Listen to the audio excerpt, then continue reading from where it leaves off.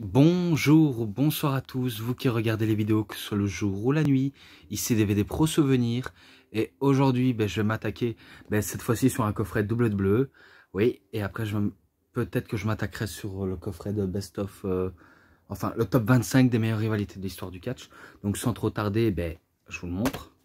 Donc, Best of Pay-Per-View en 3 DVD. Donc je tenais à dire, c'est une review beaucoup plus complète. Hein. Donc... on va dire que le premier CD que j'avais reviewé, vous voyez les petites pochettes, que ce soit pour 2011 et 2012, je vais quand même citer les matchs, mais les matchs là, ce sera noté en description. Et même la plupart des matchs que j'avais cités. Donc voilà, ne vous inquiétez pas. Là, on voit la célèbre rivalité entre l'Undertaker et Triple H, John Cena contre The Rock, Daniel Bryan, CM Punk, et ça inclut Sheamus, Big Show, Brock Lesnar, Randy Orton, Dolph Ziggler et plus. Donc vous voyez, Triple H contre Brock Lesnar, Sheamus contre Big Show, Randy Orton contre Dolph Ziggler, Christian contre Cody Rhodes. Après il y a Santino Marella, Great Khali, Wade Barrett, Layla, Beth Phoenix. Et il est en français bien sûr pour une durée de 6h25. SCD. Après, il y a l'image.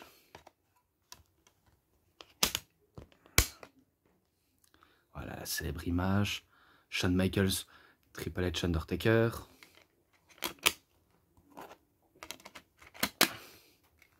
Et ensuite... allez, voilà.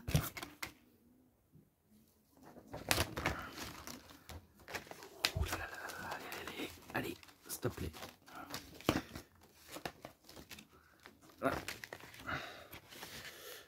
Donc tout d'abord, une année remarquable, donc comme j'avais dit, Royal Rumble 29 janvier 2012, match pour le championnat de la WWE, en arbitre spécial John Laurinaitis, CM Punk contre Dolph Ziggler, vous savez bien c'est CM Punk qui bat Dolph Ziggler, donc ce match-là, je le mettrai en description. Ensuite, Elimination Chamber, 19 février 2012, match, Elimination Chamber match bien sûr, pour le championnat du monde poids lourd. Daniel Bryan contre le Big Show, contre Great Khali, contre Santino Marella, contre Wade Barrett, contre Cody Rhodes. Vous savez bien, c'est Daniel Bryan qui conserve son titre. Et qu'à la fin, il se fait attaquer par Sheamus. Ensuite, un homme, une légende, invincible, pardon. Donc, WrestleMania 28, 1er avril 2012. La fin d'une ère, match de championnat LNSL, enfin match de LNSL, pardon, arbitre spécial Shawn Michaels, Triple H contre l'Undertaker. Vous saviez, c'est l'Undertaker qui bat Triple H, donc ces deux-là, enfin ces trois-là, ils seront notés en description, voilà. Pareil pour celui-là non, je l'avais pas encore noté, et celui-là, je l'avais déjà noté. Également celui-ci, je l'ai déjà noté. Celui-là, je ne l'ai pas noté. Celui-là, je ne l'ai pas noté non plus. Et celui-là, je ne l'ai pas noté non plus. Donc ça tombe bien, on démarre fort. Rock contre John Cena. Vous savez, c'est The Rock qui bat John Cena. Et qui n'arrive qu'une fois dans une vie. Once in a lifetime. Donc un match énorme, comme la plupart des matchs sont énormes. CM Punk, Dolph Ziggler, c'est énorme. Le Elimination Chamber était... bon, il était moyen, mais il était bon. Ensuite, Triple H, Undertaker, énorme, purement énorme. Donc ce match-là, je le mettrai en description, la note globale. Ensuite, Over the Limit, 20 mai 2012, match pour le championnat des divas, Layla contre Beth Phoenix. Un match bon, qui était moyen, mais que c'était pas si exceptionnel que ça, mais bon. Et que Layla défendait son titre face à Beth Phoenix. Là, on se demande, est-ce que Beth Phoenix peut battre Layla? Eh ben, spoiler, c'est Layla qui bat Beth Phoenix. Vu comment Layla revenait de sa blessure à la cheville ou au genou, elle revient forte en capturant un titre et en battant la plupart des divas. Et du coup, ben, maintenant, elle se paye un gros morceau de la part de Beth Phoenix. Et ce match-là, ben, je lui mets un 3,20. Donc voilà, je suis gentil à 3,20. Ensuite, à No Way Out, le 17 juin 2012, match pour le championnat intercontinental, Christian contre Cody Rhodes. Ce match était cool. J'avoue, il était plutôt cool, ce match-là. Et il y a vraiment une bonne alchimie entre Cody Rhodes et Christian. Et vu comment Christian c'était, on va dire, un aspirant pour devenir champion intercontinental, Cody Rhodes l'est le champion intercontinental, mais qu'il incarne brièvement. Eh ben, est-ce qu'il peut battre le Captain Charisme des Eastern Classic? C'est la question qu'on peut se poser. Là où on pensait que ce serait une victoire de nette et sans bavure de Cody Rhodes, eh ben finalement c'est une victoire de Christian et qui gagne avec un spear. Donc il rend hommage à son meilleur ami Edge. Bien sûr il n'est pas mort, hein. Non, c'était, il avait été intronisé au Hall of Fame de cette année-là et que du coup ben, Christian eh ben, il utilise le spear comme finish en hommage à son meilleur pote qui est à la retraite. Donc c'est une victoire de Christian. Ce match-là, je lui mets 3,40 car il était vraiment bon. Donc je lui mets un 3,40 et ça mérite en tout cas en cette situation compliquée. Ah ouais, le trio amoureux et Jelly, CM Punk, Daniel Bryan. Donc match sans aucune disqualification pour le championnat d'AWE avec Edge Lee en arbitre spécial. C'était au Money in the Bank 15 juillet 2012. Je l'ai dit si je ne l'ai pas dit. CM Punk contre Daniel Bryan. Vous savez à quoi attendre. Celui-là, je l'avais déjà noté. Eh ben, ce match était énorme. Beaucoup d'intensité, beaucoup de psychologie dans ce match. Et par contre, je tenais à dire, excusez-moi si vous entendez du bruit, que ce soit la musique. Voilà, les bruits, je ne peux pas non plus contrôler car c'est un peu compliqué. Mais en tout cas, j'espère que je ne vais pas me faire striker par YouTube à cause qu'il y en a qui mettent de la musique. Donc j'espère pas du tout. Alors que je veux filmer tranquillement à faire ma review, bon sang. Mais bon, je ne veux pas me plaindre. C'est victoire de CM Punk. Et ce match-là, en description. Et pareil pour l'autre qui va suivre. Donc, collision colossale. Et par contre, tout à l'heure, j'avais oublié, retour à la maison. Mais bon. Donc, au SummerSlam 19 août 2012, en pleine tempête. Ou à mon avis, c'est un match où tout est permis. Et que ce match-là, j'avais déjà noté. Mais bon, je vais quand même le dire. Intense, vraiment intense ce match. Et que Triple H cherche à se venger de la terrible agression qu'il a subie aux mains de Brock Lesnar. Et aussi venger son meilleur ami qui est Shawn Michaels, qui a été agressé par Brock Lesnar également. Et un peu plus tard, ben, son beau-père à Triple H, donc en 2013. Et du coup, ben, c'est là où je me rappelle bien, où Brock Lesnar gagne avec une Kimura Lock, donc la clé de bras, et qui réussit à casser une deuxième fois le bras de Triple H, et que Triple H n'avait pas le choix d'abandonner. Donc il abandonne. Ce match-là, je le note en description. Et par contre, celui-là, je peux me tenir tranquille, car je l'avais déjà noté. Je l'avais pas déjà noté. Encore un peu, je disais que je l'avais noté. Non. Sinon, vous me croirez pas, vous m'aurez pris pour un gros mytho. Donc, heureusement, j'ai pas dit n'importe quoi. Donc, c'est à Night of Champions, 16 septembre, pas 16. Donc, 16 septembre 2012, Randy Orton contre Dolph Ziggler. Et bon, voilà. Un bon match également, un très bon match. Rien d'exceptionnel, mais bon. C'est vrai qu'ils essaient de nous livrer du bon catch, malgré leurs différences de style.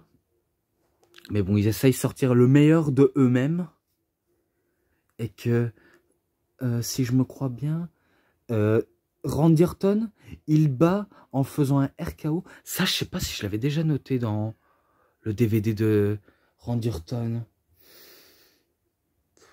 Ah, j'ai un doute maintenant. Il me semble, hein. J'irai vérifier.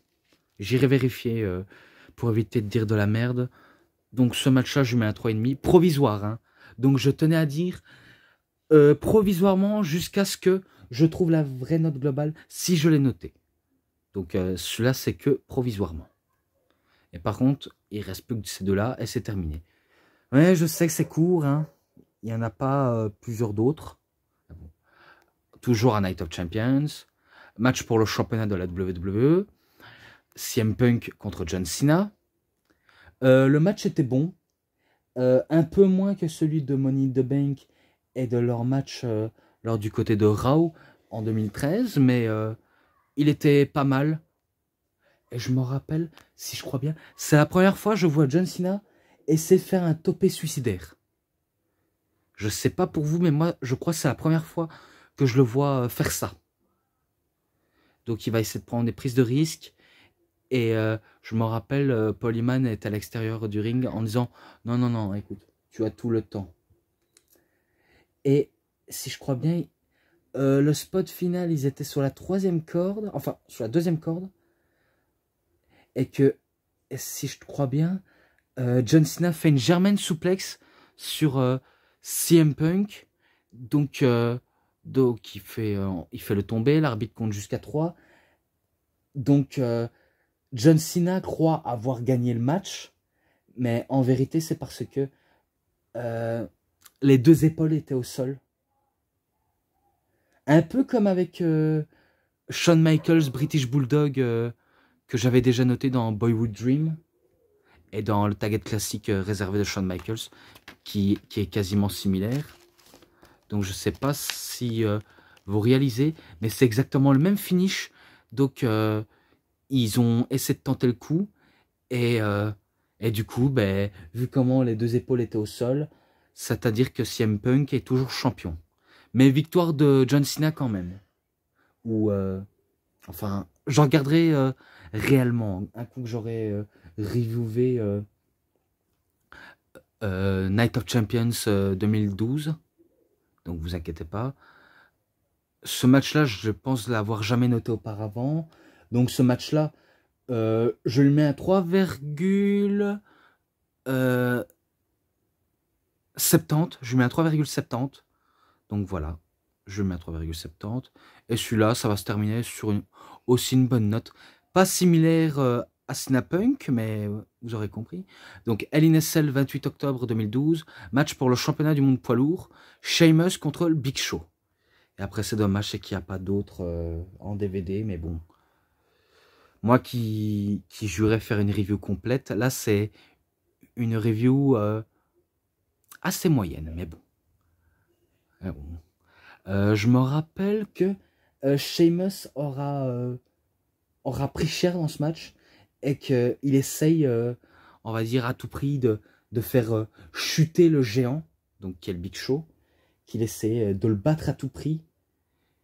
Et qu'à chaque fois, ben, Big Show, il riposte, il répond, et il se laisse pas faire, quoi.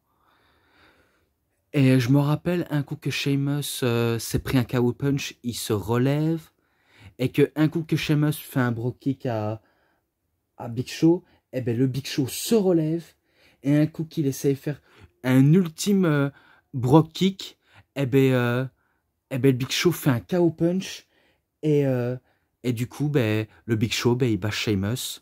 Et ce match-là, ça va étonner, mais je lui mets un 3,50. Donc voilà, sur une note assez positive, même si il en manque des matchs dans l'année 2012. Et du coup, ben, le Big Show devient le nouveau champion du monde poids lourd. Et maintenant, une année torride.